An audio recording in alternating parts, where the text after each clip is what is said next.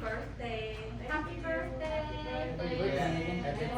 Mình dùng của mẹ hay chia những khoản still special. Yeah, let's see. Okay.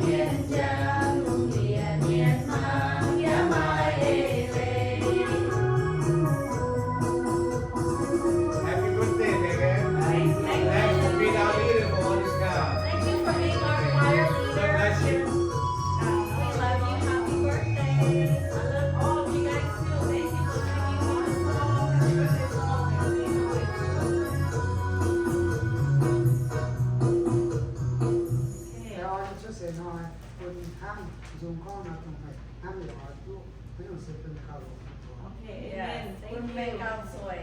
Oh, yeah, make out soy.